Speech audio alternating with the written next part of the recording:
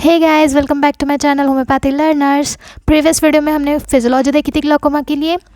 इस वीडियो में हम पढ़ने वाले हैं anatomy of glaucoma. So let's start. Glaucoma के कंडीशन पे ग्लाकोमा पढ़ने के लिए उसकी जो एनाटॉमी और फिजियोलॉजी है वो जानना बहुत ज़रूरी है। हमने जो विट्रस फ्लूइड, एक्वस फ्लूइड और इंट्राओक्युलर प्रेशर के बारे में जो पढ़ा है वो यहाँ पे बहुत इंपॉर्टेंट है अप्लाई करना। सो पहले हम देखते हैं कि कौन कौन से ऑक्युलर स्ट्रक्चर्स जो होते हैं वो इन्वॉल्व होते हैं ग्लाकोमा के स्टेज के लिए। पहले तो मैं आपको बताऊंगी कि कौन कौन से स्ट्रक्चर्स है वन बाय वन। सी, यहाँ पे क्या है कि यहाँ पे पहले तो हमारे पास है सिलियरी बॉडी। ठीक है, अब ये जो ग्रीन कलर की है यहाँ पे सिलियरी बॉडी है जहाँ पे एक्वस ह्यूमर का प्रोडक्शन होता है। देन ये पिंक वाला जो रीजन है उसे हम आइरिस बोलेंगे। अब ये आइरिस और ये जो कॉर्निया है, ये आइरिस और कॉर्निया के बीच में एक एंगल है। ठीक है, ये जो एंगल हुआ वो है इरिडोकॉर्नियल एंगल। ठीक है, ये जो इरिडोकॉर्नियल एंगल है इसमें क्या प्रेजेंट होता है?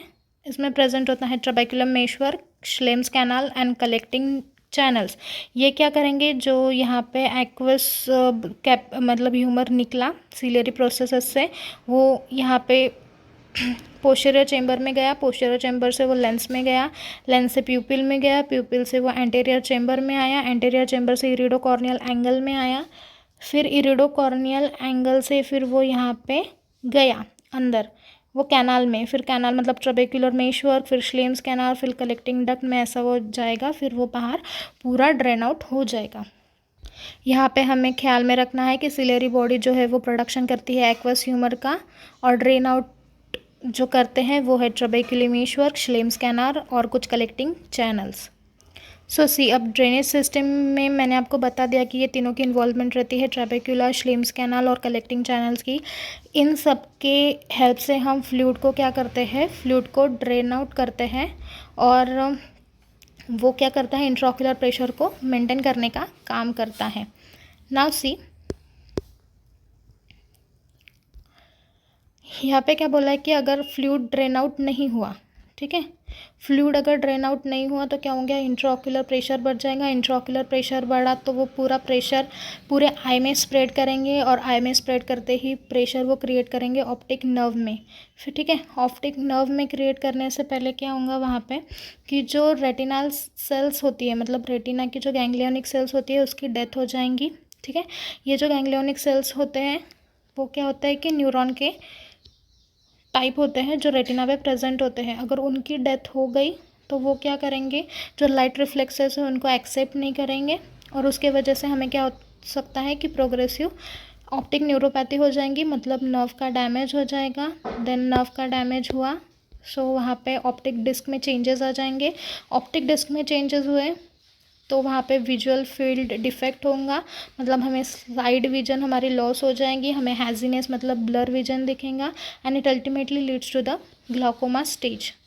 सी, यहाँ पे हमें हेल्दी ऑप्टिक नर्व दिखाई दे रही है, और यहाँ पे है ऑप्टिक नर्व की जो कंडीशन, जो ग्लाकोमा की कंडीशन है वहाँ पे बहुत प्रेशर क्रिएट हो चुका है नर्व में, ऑप्टिक नर्व में, इसकी वजह से वहाँ पे पूरा कंजेशन वगैरह हो चुका है। ठीक है, सी, अब हमने पूरा एनाटॉमी और फिजियोलॉजी पढ़ लिया है। अब हमें देखना है कि इन सब में से हमें इजीली हमें डेफिनेशन याद हो जाएंगी। सी, यहाँ पे क्या है कि it is a disorder in which there is increase intraocular pressure of eye ball more than the normal. मतलब ग्लाकोमा एक ऐसी सिचुएशन है जहाँ पे intraocular pressure more than the normal increase हो जाता है, मतलब 60 to 23 mm/Hg से बढ़ जाता है। और उसे हम किस तरीके से कैरेक्टराइज कर सकते हैं, that it is characterized by increased intraocular pressure, progressive optic neuropathy, optic disc changes and visual field defect।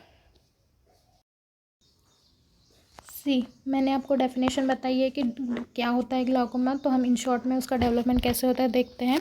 कि जैसे ही यहाँ से फ्लूइड निकला, मतलब सिलियरी प्रोसेस से वो लेंस में गया, पोस्टीरियर चेंबर से, फिर लेंस से वो प्यूपिल से बाहर आया एंटीरियर चेंबर में, एंटीरियर चेंबर से वो इरिडोकॉर्नियल एंगल में गया, इरिडोकॉर्नियल एंगल से वो कैनाल सिस्टम में मतलब ड्रेनेज कैनाल में गया, फिर वहाँ से वो वापस ड्रेन आउट हुआ। ठीक है, ये हो गया normal pathway of fluid drainage.